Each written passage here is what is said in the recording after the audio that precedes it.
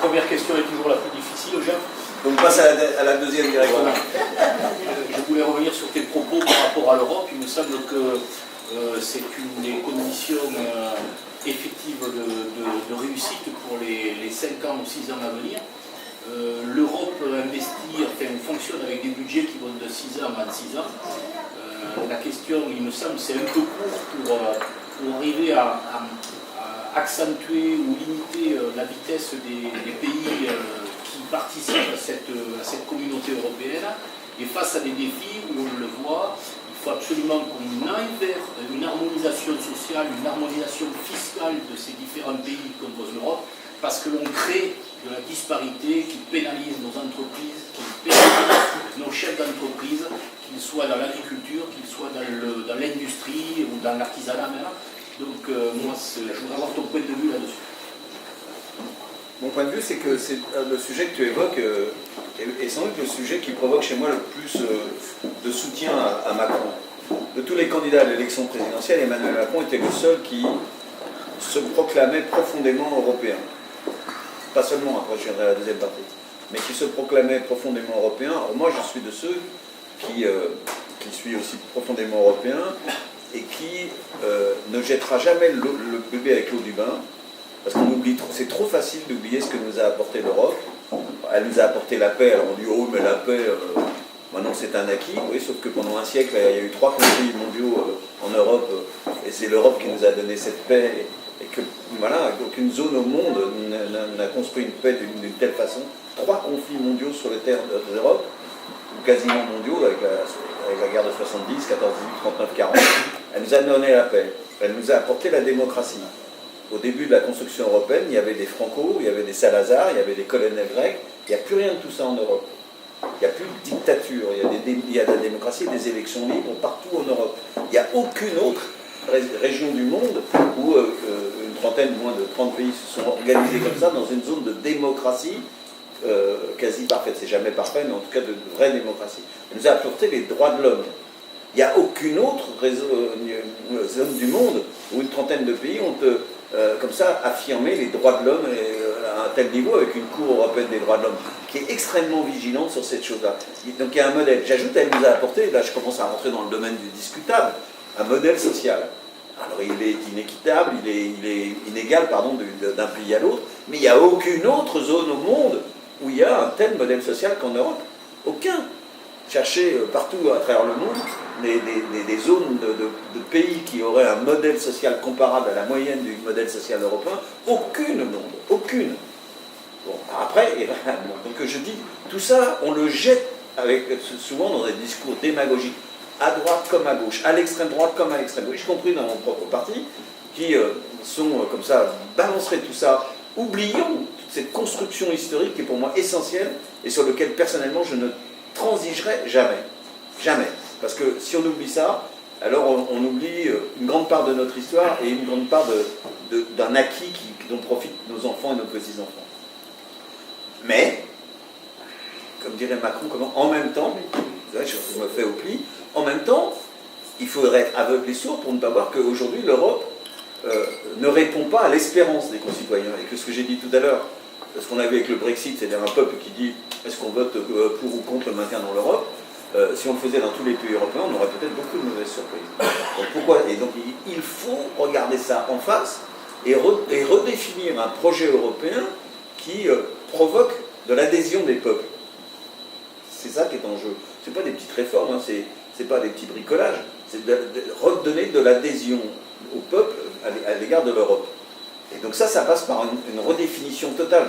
Il y a beaucoup de propositions sur la table, mais je pense qu'il ne faut pas mégoter. Je pense que Macron, sur ce sujet-là aussi, est conscient de cette impopularité de l'Europe, qui à la fois se montre incapable d'assurer ce que tu appelais l'égalité fiscale, et une harmonisation fiscale, et qui en même temps provoque de la norme bureaucratique à ne plus savoir qu'en faire sur la taille des crayons, des ceci, des couteaux, des asperges et des navettes.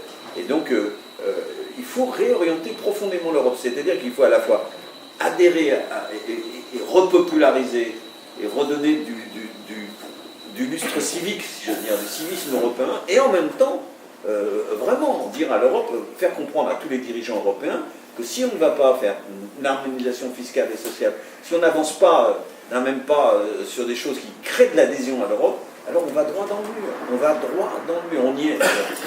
Le signal européen, le signal anglais, c'est un signal qui devrait parler à tous les pays d'Europe. Vous croyez qu'il n'y a qu'au Royaume-Uni que les gens pourraient voter contre ou pour la sortie de l'Europe? Il y a plein d'autres pays qui aujourd'hui seraient tentés de faire la même chose. Donc il y a branle-bas de combat là. Donc là aussi, je ne dis pas qu'il a la recette miracle, mais j'ai assez confiance. C'est un sujet sur lequel j'ai assez confiance dans sa volonté. Commandez-vous à boire, vous, là-bas. Hein. Ouais, mais... On n'a pas entendu. T'es sûr, non, parce que je te vois avec rien. Oui. Oui, Bonsoir. Je dois vous confier mon désarroi quand même en tant qu'électeur. Franchement, on ne comprend rien de ce qui se passe à cette campagne. Si on fait le bilan, l'extrême, on va parler que de la gauche, quelque part. L'extrême gauche, deux candidats. Un candidat communiste, un candidat français soumise. Soutien de Macron, un candidat, on va dire macroniste de droite. Un candidat soutien de Macron, c'est vous, qui se dit de gauche. Jusque-là, j'ai juste.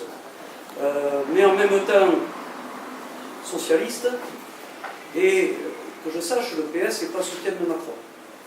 Donc ça, je dois dire qu'on rame complètement à comprendre un petit peu comment se passe cette élection. Maintenant, en tant qu'homme de gauche, et ça c'est ma question, comment allez-vous faire en tant que député pour admettre, par exemple, que le Code du travail soit réformé par ordonnance? C'est quelque chose qui me paraît complètement incompréhensible. Donc, si vous pouvez éclairer ma lanterne, ça sera très gentil. Bon, mais j'ai commencé à essayer de répondre à votre lanterne. Premièrement, oui, il existe, je vous redis, que l'élection présidentielle a sonné une sorte de décomposition de la vie politique française, hein, puisque les deux grands partis de droite et de gauche qui... tu veux te pousser un petit peu que je puisse voir le... Voilà, merci, monsieur à qui je parle. Merci beaucoup. Que ces deux grands partis qui alternaient au pouvoir depuis 40 ans, les Républicains à droite et le Parti Socialiste, et qui plus est avaient fait des primaires pour s'assurer de la légitimité démocratique qui pouvait leur donner accès au deuxième tour, ont explosé. Le PS encore plus que la droite d'ailleurs.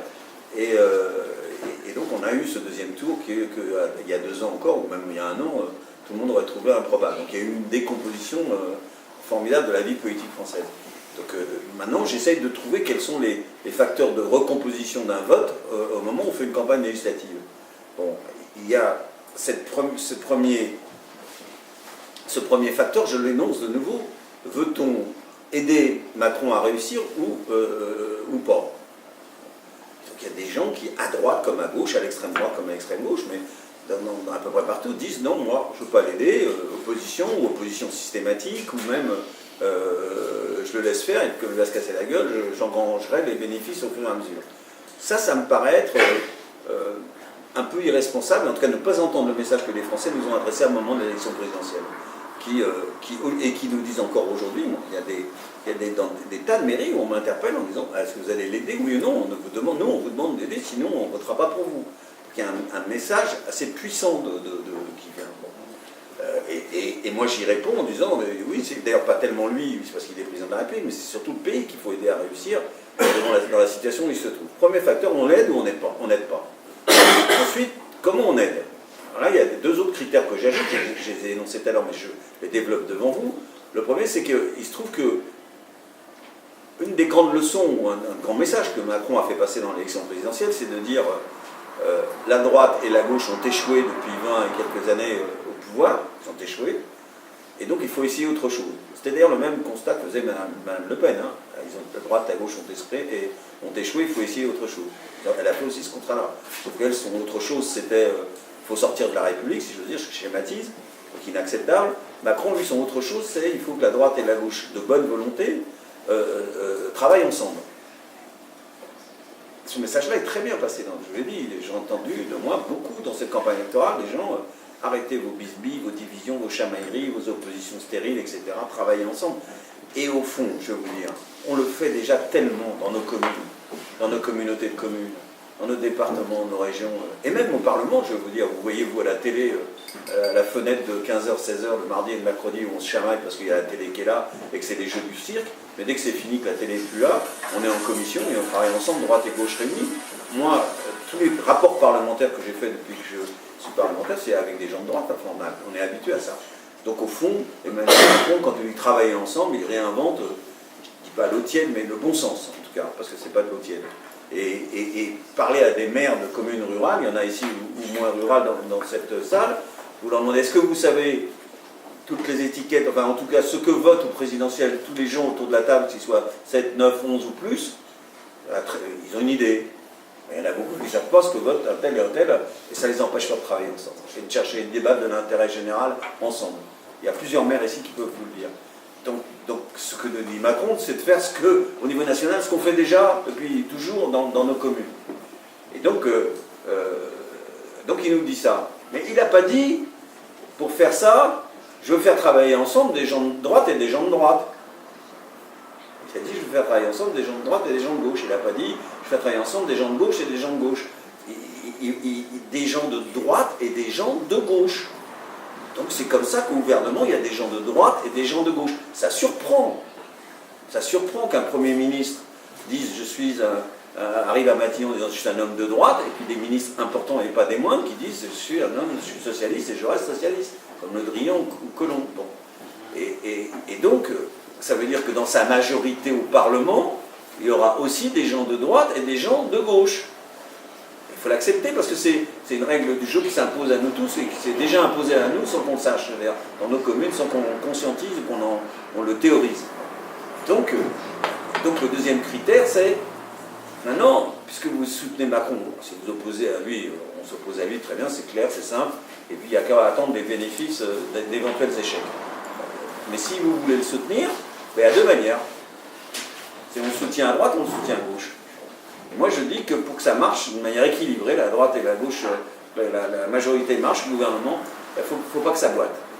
Il ne faut pas que ça boite, ça veut dire, aujourd'hui ma conviction c'est qu'il faut muscler la jambe de gauche. Et qu'il y aura besoin dans les années qui viennent de rappeler l'impératif de la justice sociale et du progrès social. Voilà, c'est ma conviction.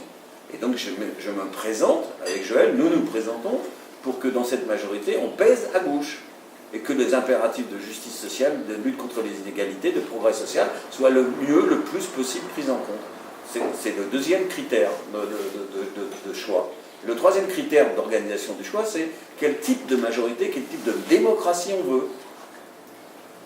Si on veut une démocratie écrasée, comme l'a fait De Gaulle en 1958, quand il est arrivé au pouvoir et qu'il a créé la Ve République avec son parti qui s'appelait l'UDR à l'époque, un parti attrape-tout, hégémonique, godillot, alors pour le coup, et le doigt sur la couture du pantalon. Si on pense que c'est bon pour la démocratie que la majorité soit représentée par un seul parti, on peut voter pour ce parti. Si on pense qu'au contraire, il faut que cette majorité soit diverse, soit une majorité de coalition, qui ne veut pas dire fragile, la coalition n'est pas déloyale, elle doit être loyale, je le répète, et si on veut qu'il y ait de l'échange, du débat, de la démocratie, donc de la richesse démocratique dans cette majorité, alors il vaut mieux ne pas donner ses voix à un parti hégémonique. C'est un troisième critère de choix. Voilà, j'essaie de proposer aux électeurs de gauche des critères de choix. Quant au Parti Socialiste, je vais vous parler très franchement. J'en suis membre depuis 1973. D'accord ? Aujourd'hui, tel qu'il est, je ne suis vraiment pas fier. Je ne suis fier ni d'un premier secrétaire du Parti Socialiste, je vais parler très franchement, il n'y a pas beaucoup, mais quelques militants du Parti Socialiste vont peut-être m'en vouloir. Mais je ne suis fier ni d'un premier secrétaire du Parti Socialiste qui reste au pouvoir dans le parti, alors que son parti a subi la plus immense raclée de son histoire. Il n'y a aucun autre parti démocratique au monde, vous m'entendez ? Aucun autre parti démocratique dont le chef reste le chef après une telle raclée. Aucun. Je ne suis pas fier d'un parti où un candidat à l'élection présidentielle va soutenir des candidats communistes contre des candidats socialistes. Je ne suis pas fier d'un parti où tout le monde, le maire de Lille, la maire de Paris, crée son nouveau parti tous les jours, tous les 2 jours. Je ne suis pas fier d'un parti qui donne telle image d'incohérence. Je ne suis pas fier d'un parti qui, le premier bureau national qu'il fait après l'élection présidentielle, ne pense pas à rassembler les Français, mais à exclure des militants. Je ne suis pas fier de ça. Donc je vous dis aujourd'hui... Comment ? Quand on n'est pas fier, on démissionne. Non, mais quand on n'est pas fier, on démissionne, c'est plus clair. Non. Voilà. Mais... Si je ne me retrouve pas dans Pour l'instant, j'en suis pas là, mais je ne l'exclus pas. C'est-à-dire que si ce parti-là, qui est plutôt un peu chaos debout, dans les semaines ou dans les mois qui viennent, ne redresse pas la barre et ne me redonne pas des motifs de fierté ou d'espoir, bah, peut-être j'en tirerai les leçons que vous indiquez. C'est pas une question seulement de fierté. Il y a un moment, il faut aussi donner un peu du temps au temps. Ce n'est pas l'objet des élections législatives, ça je veux dire. Mais par contre, ce que je veux dire, c'est que je me dis socialiste. Je ne dis pas voter pour le candidat du Parti socialiste. Je ne suis pas fier de ça. Mais par contre, je continue à dire voter pour un candidat socialiste qui a l'air fort d'un idéal. Et là, je vais vous parler d'une grande valeur. C'est quoi le socialisme? Le socialisme au sens démocratique du terme, au sens social-démocrate, au sens social-réformiste, le socialisme de gouvernement, le socialisme de réforme. Ben, c'est une alliance construite un jour entre les défenseurs des libertés individuelles et collectives, qui reste une question centrale de la société, défendre les libertés, toutes les libertés, et puis la recherche de la justice sociale, du progrès social, de la lutte contre les inégalités. Ceux qui ne sont que des libertés, les libéraux, sans s'intéresser aux sociaux, ils ne sont pas des vrais socialistes. Ceux qui font du social sans préserver les libertés, on a vu ce que ça a donné dans un certain nombre de pays. La social-démocratie, c'est cette alliance-là. Eh bien, cette alliance-là, moi je la crois toujours valable, plus moderne que jamais, en tout cas moi je suis toujours le défenseur. Cet idéal-là, je continue à le porter. Donc je suis candidat de cet idéal-là et pour l'instant pas d'un parti. C'est ma réponse au socialisme, à vos questions sur le Parti socialiste. Sur les ordonnances. Comment? Alors sur les ordonnances. J'avais commencé à répondre à ça tout à l'heure. Non, j'ai dit tout à l'heure que ce que je souhaitais, c'est un député loyal, mais une sentinelle, au fond, je dis musclé à la jambe gauche, être une sentinelle, sur la réforme du Code du travail. Les ordonnances, ce n'est qu'un outil, il est brutal, hein. Il est plus brutal que le 49.3. Je ne sais pas si 49.3 ayant mis 1 million de personnes dans la rue, les ordonnances vont en mettre deux, mais il est plus brutal, parce que le 49.3, contrairement à ce qu'on a dit, n'empêche pas le débat. On a eu des centaines et des centaines d'heures de débat sur la Welcome au Parlement, des centaines. Il y a eu des milliers d'amendements adoptés dessus, donc on en a débattu souvent. À la fin, au moment du vote, le 49.3 est un instrument d'injonction à la majorité de soutenir le gouvernement. Les ordonnances, c'est autre chose. Les ordonnances, il n'y a pas des centaines d'heures de débat. Si on dit on autorise le gouvernement à légiférer par ordonnance sur tel sujet, et puis il fait ses ordonnances, et après il les présente au Parlement, et c'est à prendre ou à laisser, vous validez, ou vous ratifiez ou vous ne ratifiez pas. Donc c'est encore plus brutal d'un point de vue des droits du Parlement. Et donc l'ordonnance, c'est maintenant, si ça aboutit à une réforme, jusqu'à aujourd'hui, personne n'était capable de savoir ce qu'il y avait dans ces projets d'ordonnance. On devine des choses, mais il y a même un journal parisien de ce week-end qui disait voilà le projet, bon ça a été démonté aussitôt, mais toutes les organisations syndicales qui sont passées à l'Élysée, à Matignon ces 15 derniers jours sont sorties en disant oui c'était sympa, on a été reçus, on a été respectés, c'était cordial, etc. Mais on ne sait pas ce qu'ils veulent faire, et donc vous n'avez pas d'informations. Donc pour l'instant, moi, je ne les ai toujours pas. Peut-être qu'aujourd'hui, il y en a des informations. Donc on verra si le fond rejoint la forme. Mais en tout cas, ma conviction, c'est que s'ils refont la même bêtise que le gouvernement du quinquennat précédent sur la première version de la loi El Khomri, qui était celle qui a tout foutu par terre, c'est-à-dire celle qui au fond était plus valable à la fin, mais qui est restée dans les esprits, s'ils font la même bêtise, c'est-à-dire de présenter un projet d'ordonnance ou de texte de loi de réforme sans en avoir débattu à fond avec les organisations syndicales et sans avoir été au bout du dialogue social pour essayer de trouver un compromis, alors ils vont droit dans le mur. Donc voilà la question qui est posée. Mais pour l'instant, je ne peux pas vous répondre sur le fond, je ne le connais pas.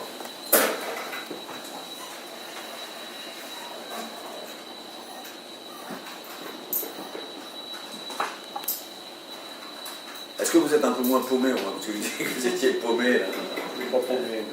Je ne crois pas que vous soyez si paumé que ça, c'était une posture pour faciliter le dialogue. Vous savez, j'ai posé la même question au candidat communiste, et dans sa présentation, il a dit à peu près la même chose que vous. Donc il y a les deux partis, les vieux, et puis des gens qui sont quand même, voilà, qui ont des convictions. Donc c'est très difficile aussi d'aller signer une charte française commune, comme ça peut être difficile aussi de soutenir quelqu'un qui n'est pas du parti auquel on appartient. Donc, non, c'est pas facile, c'est pas une posture. Mais c'est pas une posture, c'est une posture de début de dialogue, ça que je veux dire. Mais non, c'est pas une posture, mais de toute façon, n'importe, c'était pas des obligeants de ma part, mais ce qui est vrai que à gauche, vous avez raison de dire que dans le chamboule-tout qu'on a vécu à l'élection présidentielle, j'ai parlé que de deuxième tour entre Macron qui a inventé créé de toutes pièces un parti en 1 an et demi, 2 ans, et qui a fait une percée ahurissante d'un point de vue et spectaculaire de résultats. Et il y a eu aussi le chamboule-tout à gauche provoqué par la percée de Jean-Luc Mélenchon, que je connais bien parce qu'on était au gouvernement ensemble. J'étais pas du tout énervé d'ailleurs, enfin énervé, je peux vous dire comme il est maintenant, mais et qui évidemment fait une injonction au Front de gauche et au Parti communiste, qui a quelque chose de lui aussi d'hégémonique et dominateur, un peu comme En Marche essaie de l'être sur la majorité. Et moi je veux vous dire, comme militant de gauche et qui a adhéré à un parti politique sur la base du projet d'union de la gauche et de la stratégie de rassemblement de la gauche, quand je vois le récent communiqué dans la presse locale des Insoumis où ils tapent que sur le PC sur 90 000 choses, je trouve ça ahurissant. Donc il y a un chamboule-tout qui fait des dégâts, qui décompose tout, qui continue à décomposer tout. Donc il y a aussi là, il y a besoin de recomposer sur des critères simples et des idées simples. Donc chacun devait y apporter sa contribution personnelle.